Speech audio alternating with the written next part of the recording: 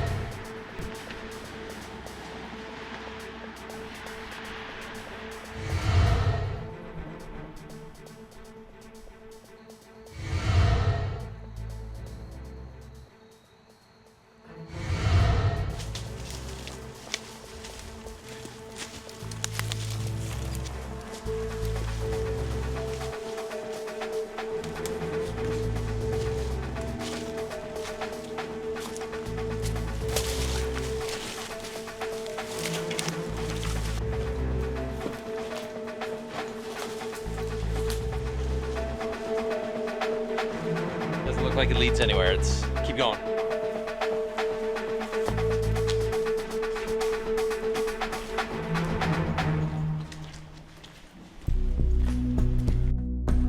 Well, we're inside, guys. The China factory that we're in right now, the company dated back to 1901 and went out of business and was rebought and reorganized a couple times. The company was eventually doing pretty well after World War II when restauranting and hoteling really picked up and there was a huge demand for dinnerware. And that's when this factory really took off. They added a number of lines, a number of firing kilns, and it did pretty well for a while until Chris Young left the company around the 1970s, and everything really started to fall apart then. We've got a couple things to keep in mind. There are all sorts of collapses here. Wooden floors upstairs are rotten out, and there's some activity around here. The rail yard is still in use, and the building at the far back is in use, so we're going to have to keep quiet in some places, but here we're definitely safe. As we'll see in a bit, there are a number of fires here when people were scrapping and stealing the metal.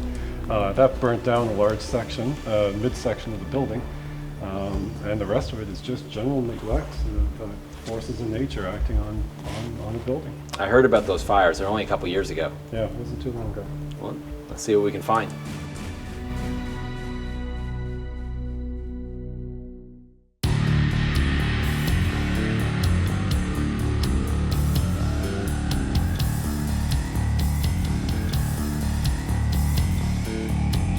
When you're exploring places like this, you can come across large holes in the ground that might not be visible until you fall in. You got to really be careful. It's kind of dangerous.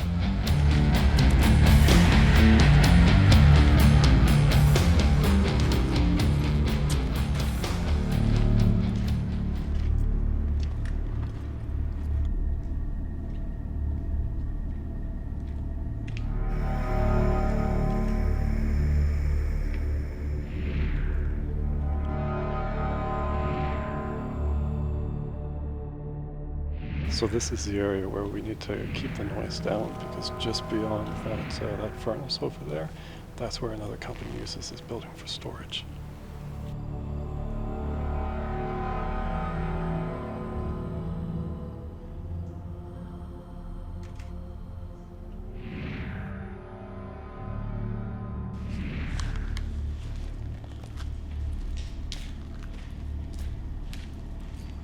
This place may be in really rough shape, but what's interesting is that despite all the decay, you can really see what this place was used for. You can see what I think are drying racks for the china. There's still china in it.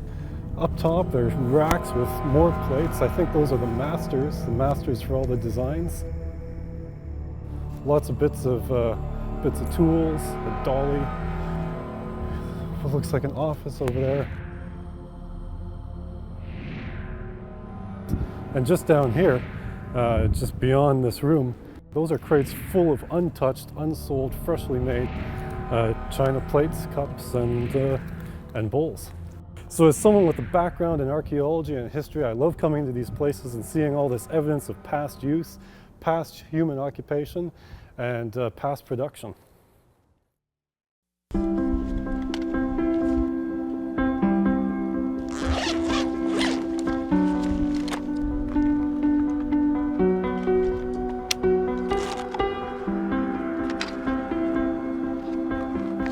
I started shooting large format about 4 or 5 years ago, mostly because of the resolution, but I just love that it's very slow, it's very deliberate. Every choice in the photograph is something that I make. The exposure, the focal length,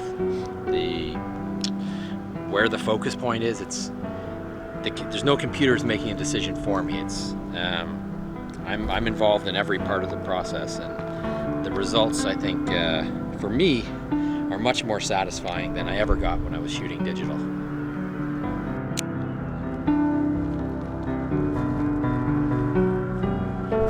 One of the challenges of using a large format camera like this is that you're focusing with an image that's upside down, and you have to get used to composing opposite to the way your eyes see. But in doing so, it allows you to focus your attention on the form and not necessarily the content of the photo, the shapes, the pattern, the relationships between objects in the frame. And for me, the way I shoot, that makes me be a more careful photographer.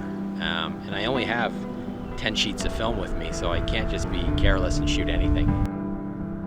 Because I don't have a digital screen on the back, the only way for me to know if my shot's gonna turn out well, exposure and focus, is to use Polaroid film, and that's what I've loaded here. There's not much left of it around, but you know, sometimes the shot requires it.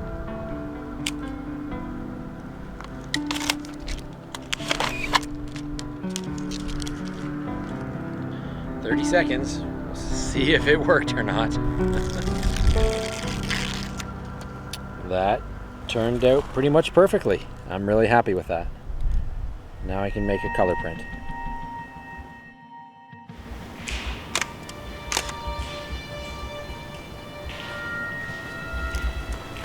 It's funny, you see all the, I guess they're molds or plates, you know, a heap on the floor, and you kind of wonder where they came from, and you look up and you can see that they were all stored in these racks that have collapsed. You gotta keep your eyes up and pay attention to where you are, and when you're in here, there's a lot of things that aren't exactly safe, and that's kind of the fun of it. You know, there's a thrill to it. I mean, this isn't somewhere that most people would ever go to, for good reason. People often ask us why we do it, and you do it because of what you get out of it. There's that feeling you get, that thrill, that you know, excitement for going somewhere that other people may not have been, or, you know, obviously we're not the first people to be here, but for a lot of people seeing this or seeing the photos, it will be their first experience with this sort of a place.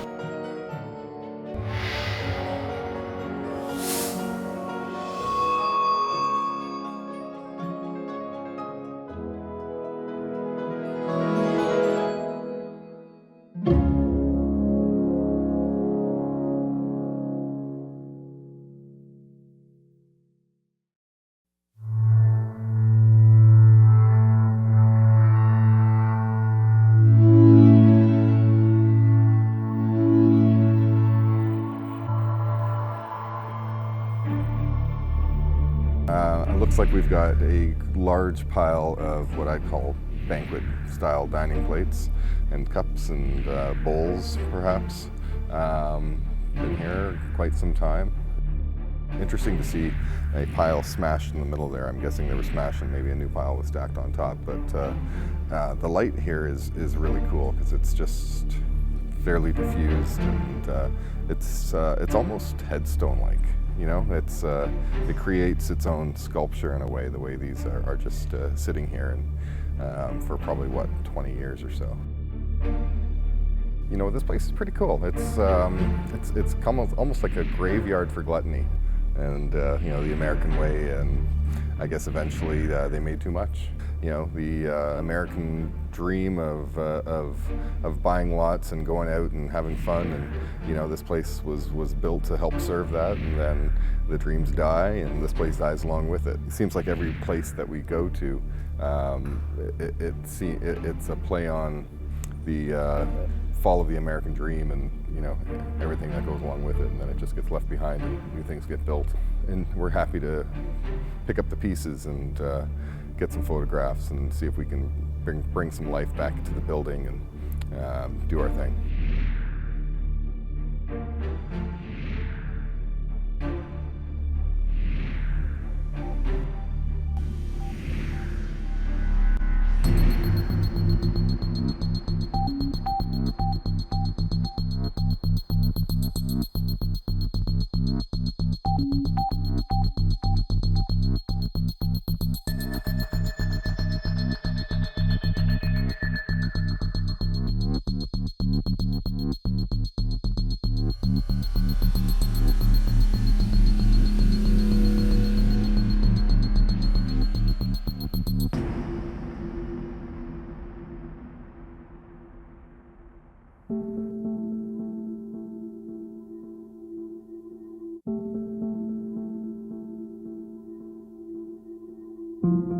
This is pretty amazing. Yeah, and this is one of my favorite rooms. I love these stacks of china. It's almost sculptural. I love it. Pretty cool. Yeah. Let's take a look at what's in these crates. Wow. Do you have any use for tens of thousands of china sets? I'm sure I could come up with something, but not at the moment. They were warehoused here until they were ready to be patterned and glazed and shipped out. Mm-hmm. And by the looks of it, they had a lot of work to do when they closed up. Yeah. We got there, Sean? It's a intact cup and saucer. Nice. Yeah, it's pretty cool. It's still got some tea in it. Take a sip. Take a sip. No.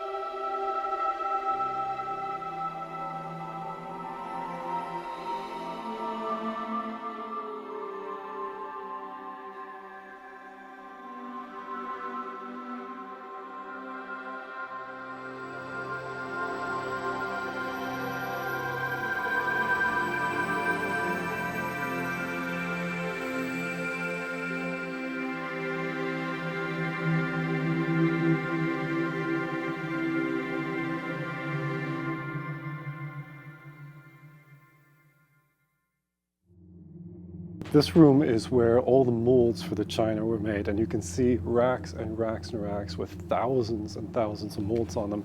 Each one of these represents a unique pattern for a cup, a bowl, a plate.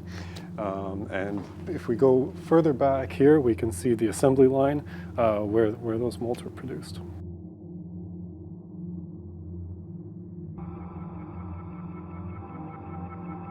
There's something exciting about being in these places that nobody gets to go into, and I get to go in because I want to. And you know, I'm a bit of a rule breaker, I guess. And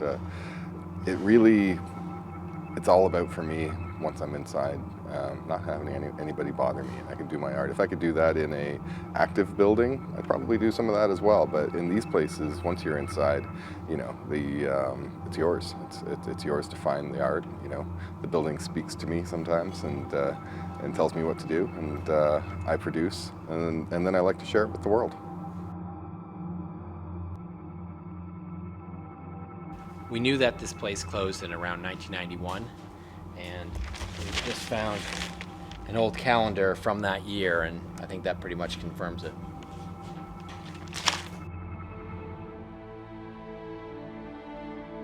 This portion of the building is all wood, and there are lots of leaks in the roof, and there's a lot of dry rot and wet rot in these floors. A lot of this has collapsed. We're really standing on the only stable part, so we need to be really careful up here.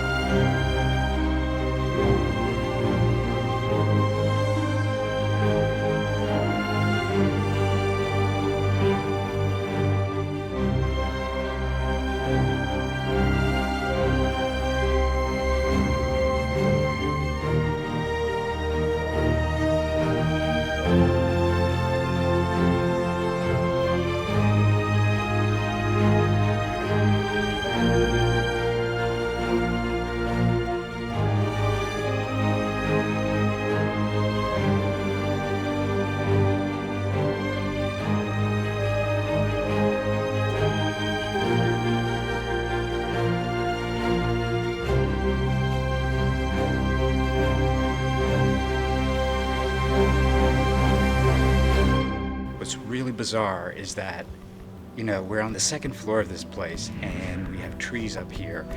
You know, you really can't stop Mother Nature.